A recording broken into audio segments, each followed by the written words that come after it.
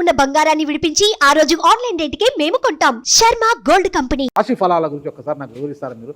మొట్టమొదటిగా ఏ రాశి గురించి చెప్తారు? తప్పకుండా. ఇప్పుడు ఇది మనకు వచ్చేది 2025 ఆంగ్ల సంవత్సరాది.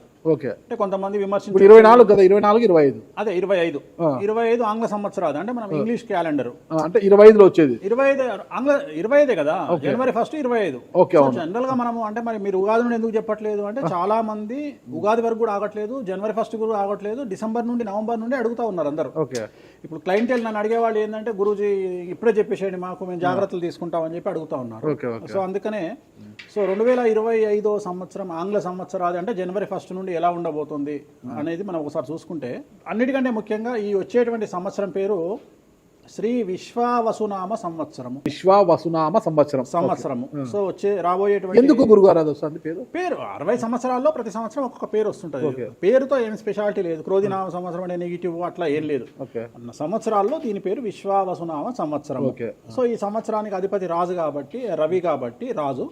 సో రవి మనకు కమాండ్ చేస్తూ ఉన్నాడు కాబట్టి ఈ సంవత్సరం అతి ముఖ్యమైన విషయం ఏంటంటే రాజకీయంగా దేశవ్యాప్తంగా రాష్ట్రాల వ్యాప్తంగా పెను సంచలనాలు నమోదవ్వడము ఈ సంవత్సరం 2025 సంవత్సరం లక్షణాలు. ఎందుకంటే రాజుల మధ్యన రాష్ట్రాల మధ్యన గొడవలు, మరీ ముఖ్యంగా కొంతమంది ప్రముఖ రాజకీయ నాయకులకు మృత్యుగండము, అలాగే అన్ని రంగాలలోకి సెలబ్రిటీలు, సినిమా ఇండస్ట్రీ, రాజకీయము, బిజినెస్, ఎనీ ఇండస్ట్రీ, యువకులు, మరి ముఖ్యంగా మగవాళ్ళు యువకులు 40 సంవత్సరాల వయసులోపు ఉండే వాళ్లకు కార్డియాక్ అరెస్ట్లు అనేటివి ఈ సంవత్సరం అతి ముఖ్యమైన విషయం.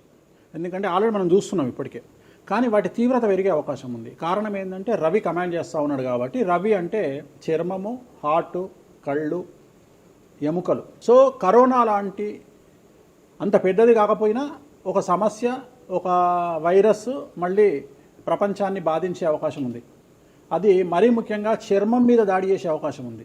అంటే చర్మానికి సంబంధించినటువంటి ఒక సమస్యల బారిన పడి ఈ సంవత్సరము జనాలు వైరస్ బారిన పడే అవకాశం ఉంది మరీ ముఖ్యంగా. అలాగే ఇప్పుడు 40-50 ఇంచుమించు 40 సంవత్సరాల లోపు యువకులకు కార్డియాక్ అరెస్ట్లు అనేటువంటివి జరిగే అవకాశాలు కనిపిస్తూ ఉన్నాయి.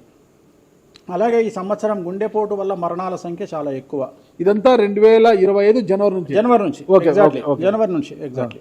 అలాగే ఈ సంవత్సరము ఎండల తీవ్రత చాలా ఎక్కువ, విపరీతమైనటువంటి ఎండలు ఉండే అవకాశం ఉంది. అలాగే ఈ సంవత్సరాలు ప్రపంచవ్యాప్తంగా అగ్నిపర్వతాల పేలుడు అనేటువంటిది ఈ సంవత్సరం గమనించాల్సినటువంటి విషయం. అలాగే ఈ సంవత్సరం మంచు పర్వతాలు కరగడం వల్ల వాతావరణంలో మార్పులు గమనించాల్సి ఉంటుంది ఈ సంవత్సరం.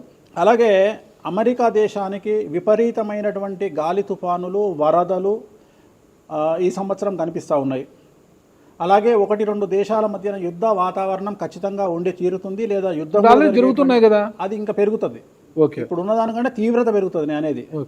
అలాగే మనకు 2025 సంవత్సరంలో సెప్టెంబర్ 7వ తేదీ 2025 సంవత్సరం ఆదివారం రాహుగ్రస్త సంపూర్ణ చంద్రగ్రహణం ఏర్పడుతుంది. ఇది కుంభరాశికి వ్యతిరేకమైన ఫలితాలు ఇస్తుంది.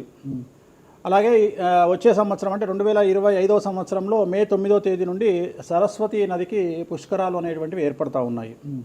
ఈ సంవత్సరము రాజకీయ నాయకులకు సంబంధించి మరీ ముఖ్యంగా ఇందాక మనం మాట్లాడుకున్నట్టుగా పవన్ కళ్యాణ్ గారికి ఏలినాటి వెళ్ళిపోతుంది. అలాగే లోకేష్ గారి జాతకరీత్యా, పవన్ కళ్యాణ్ గారి జాతకరీత్యా విపరీత రాజయోగం అనేటువంటిది కనిపిస్తూ ఉంది. జగన్మోహన్ రెడ్డి గారికి లేదా రాజయోగం వల్ల?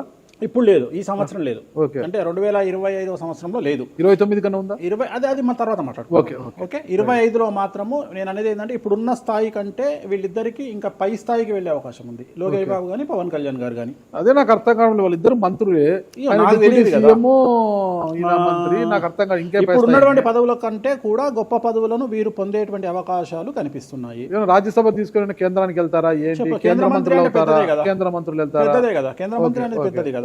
సో అది ప్రభాస్ గారి జాతకంలో చాలా అనుకూలమైనటువంటి ఫలితాలు, శుభవార్తలు వినేటువంటి అవకాశాలు కనిపిస్తా ఉన్నాయి. వివాహం అవుతుందా చెప్పలేము, ఎందుకంటే తులారాశి కాబట్టి వివాహం కావచ్చు.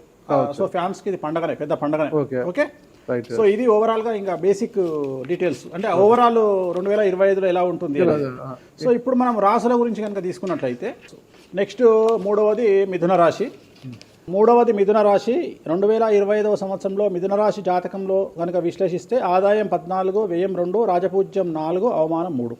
ఈ సంవత్సరము విపరీత రాజయోగం అనేటువంటిది మిథున రాశి జాతకులకు కనిపిస్తోంది. ప్రతి పని కలిసి రావడం, ధన రాబడి, వ్యవహారములయందు జయము, ఉద్యోగాలయందు అభివృద్ధి, బుద్ధి బాగా పనిచేయడం, కోర్టు వ్యవహారములయందు లాభము, జయము, అలాగే గురుబలం వల్ల చెడ్డ పేరు పోయి మంచి పేరు రావడం, జనాల్లో విపరీతమైనటువంటి పేరు ప్రఖ్యాతులను పొందడం, మరీ ముఖ్యంగా రాజకీయ నాయకులకు, వ్యాపారులకు, సినిమా పరిశ్రమ వారికి విపరీతమైనటువంటి పేరు రావడం ఈ సంవత్సరం కలిసి వస్తుంది. విద్యార్థులకు ఈ సంవత్సరం అంతా బాగుంటుంది. మరీ ముఖ్యంగా స్త్రీలకు ఈ సంవత్సరం విపరీత రాజయోగం అనేటువంటిది కనిపిస్తుంది. అవివాహితులైనటువంటి అమ్మాయిలకు ఈ సంవత్సరం 100% వివాహయోగ సూచనలు గోచరిస్తూ ఉన్నాయి. అలాగే ఈ సంవత్సరం స్త్రీలు ఏదైనా వ్యాపారాన్ని ప్రారంభిస్తే చాలా బాగా కలిసి వస్తుంది. అలాగే ప్రారంభించిన వ్యాపారంలో విపరీత లాభాలు గోచరిస్తూ ఉన్నాయి. కాబట్టి మిథున రాశి అమ్మాయిలు ఈ సంవత్సరం వ్యాపారాన్ని ప్రారంభించగలిగితే విశేషమైనటువంటి లాభాలను పొందగలుగుతారు. న్యాయవాదులకు, పోలీసులు మరియు ఎక్సైజ్ డిపార్ట్మెంట్ వారికి ఈ సంవత్సరం ప్రమోషన్లు లేదా మంచి పేరు ప్రఖ్యాతులు రావడం గోచరిస్తుంది.